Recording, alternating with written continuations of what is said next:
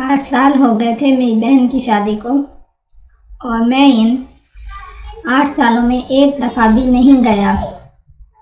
हाँ, उनके घर जब वो माँ बाप जिंदा थे तो वो कभी कभार यानी ईद या बकरा ईद के दिनों में अपनी बेटी के घर जाते थे, लेकिन मैं नहीं गया एक बार भी। एक दिन मैं घर में बैठा था तो मेरी बहन आ गई, इसके साथ बच्चे भी थे। सलाम दुआ के बाद मेरी अम्मी के कमरे में गई तो मेरी बीवी मुझसे कहने लगी कि ये घर है, मेरा कोई खैरात ज़कात फाउंडेशन नहीं। मैंने कहा हुआ क्या है, तो कहने लगी आपकी बहन जब भी आती है हमारे घर तो आपकी अम्मी कभी साबुन की टिकिया, कभी कपड़े, कभी कभार तो दाल चावल भी थमा देती हैं कि जा ले जा अपने साथ, और आपकी बहन महीने में 2 बार आती है, इस तरह कैसे चलेगा। मुझे भी गुस्सा आ गया, पर मैं खामोश रहा। मेरी बहन 2 दिन गुजार के चली गई। कुछ अरसे बाद मेरी बहन और इसके बच्चे फिर आए हमारे घर। इसके बच्चों ने मेरे चाय के कप तोड़ डाले तो मेरी बीवी ने फिर मुझे बुरा भला कहा। मुझे गुस्सा आ गया, मैंने माँ को आवाज़ दे के बुलाया। माँ ने कहा बेटा क्या बात है। मैंने अपनी माँ को कहा देख माँ, ये मेरा घर है और मेरी कमाई का तुझे कोई हक नहीं कि तू किसी और पे लौटा दे।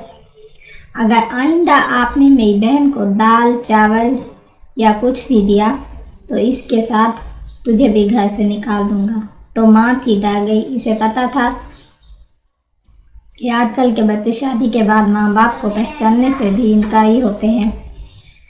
वो समझ गई और मेरे कमरे से निकल गई। मेरी सारी गुफ्तगू दीवार के पीछे मेरी बहन ने भी सुन ली थी।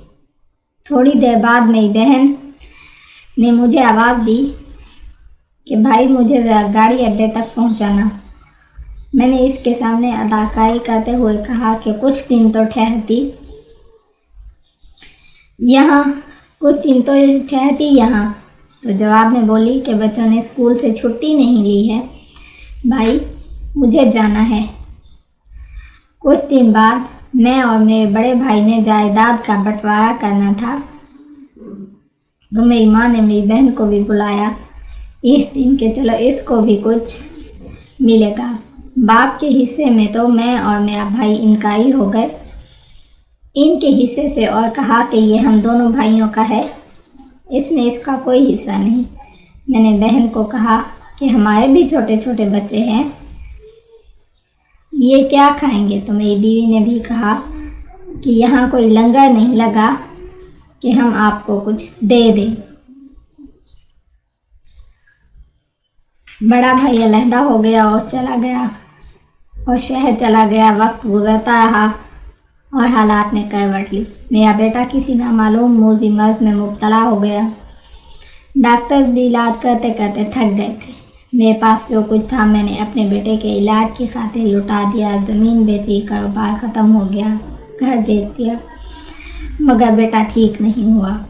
अब इसके इलाज के लिए एक कौड़ी भी नहीं थी। मेरे पास घर में बैठा हुआ था। गम के बादल ज़ोर से बरस रहे थे मेरे ऊपर के। इसी दौरान मेरी बहन आ गई। सलाम दुआ के बाद वो मेरे साथ बैठ गई। मैंने अपनी बीवी को आवाज़ दी कि कुछ पका ले, मेहमान आए हैं। तो इसने आवाज़ दी कि ये कोई होटल नहीं। मेरी बहन जो सब कुछ सुनकर भी अनजान बन रही थी, मेरे नज़दीक आकर कहने लगी भैया क्या बहुत परेशान है। मैंने कहा नहीं। तो कहने लगी बड़ी बहन हो तेरी तो इतना सा था, मैंने तुझे अपनी गोद में खिलाया सुलाया, जानती हूँ, सब जानती हूँ।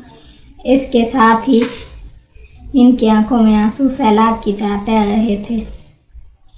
कहने लगी मुझसे कुछ ढका छुपा नहीं, मैं जानती हूँ कि मेरा लाडला भाई परेशान है।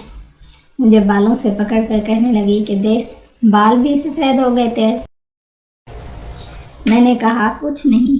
तो वो कहने लगी ये बच्चे स्कूल गए थे, सोचा भाई की खैरियत दरियाफ्त कराऊं। बातें ज़्यादा नहीं की इसने, शायद मेरे और मेरी बीवी के रवैये की वजह से, पर मेरे प्यार की वजह से रुक गई। फिर अपने दुपट्टे का पल्लू खोल कर कुछ निकाल रही थी। वो कह रही थी कि तू पागल है, तेरी बहन अभी जिंदा है और तू परेशान होता है। फिर मुझे अपनी शादी के 4 कंगन जो सोने के थे थमा कर कहने लगी, ये लो कुछ ऐसा घर का खर्च और बेटे के इलाज से तो बेफिक्र रहोगे। फिर दुपट्टे के दूसरे पल्लू से कुछ रगड़े हुए 10-10 के नोट जो इनकी जिंदगी की जमा पूंजी थी और यही इसका सारा खजाना था, मुझे थमा दिया। मेरे मुंह से कुछ नहीं निकल रहा था। शायद मेरी खामोशी मेरी पशेमानी थी। कहने लगी, भाई तुझे मेरी कसम, अगर किसी को इसके बारे में बताया, वो 10-10 के नोट जो तकरीबन 700 रुपया बनती थी, मुझे थमा कर कहा कि इससे मेरे भतीजों के लिए गोश्त लाना ताकि वो खुश हो जाएं।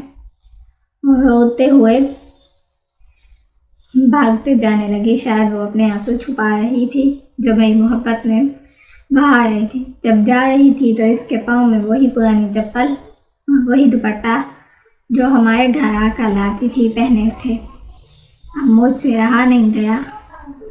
मैंने बहन को हाथ पकड़कर रोक लिया और बहन से लिपट कर किसी छोटे बच्चे की तरह रो पड़ा। बहन भी खुल कर रो पड़ी। कुछ देर बाद जब मन हल्का हुआ तो अपनी बीवी को आवाज़ लगा कर बोला, मेरी बहन खाना खा कर जाएगी, जल्दी से कुछ अच्छा सा बनाओ। मेरी बीवी ने फिर जली कटी बात की। इस बार मेरा खून खोल गया और मैंने अंदर जाकर बीवी को थप्पड़ रसीद कर दिया और कहा, आइंदा मेरी बहन के खिलाफ कोई बात की तो मुझसे बुरा कोई नहीं। हम भाई कितने मतलबी होते हैं जो अपनी बहनों की शादियां करके उन्हें भूल जाते हैं। अपनी बीवियों के कहने पर हम उन्हें घर से निकाल देते हैं और बहन तो ससुराल में भी रहकर भाइयों के लिए दुआ करती है। इसके कंगन मेरे हाथ में थे और मैं इसे देखकर इतना रोया कि मुझे बुखार आ गया। तो भाइयों, मेरा मतलब ये था, अपनी बहनों की खुशियों के लिए इसके घर जाए, हाल हवाल पूछिए, उन्हें खुशियाँ दीजिए। सुना है जब औरत दादी भी बन जाए तब भी वो अपने वालिदैन के घर का से किसी के आने का इंतज़ार कर रही होती है।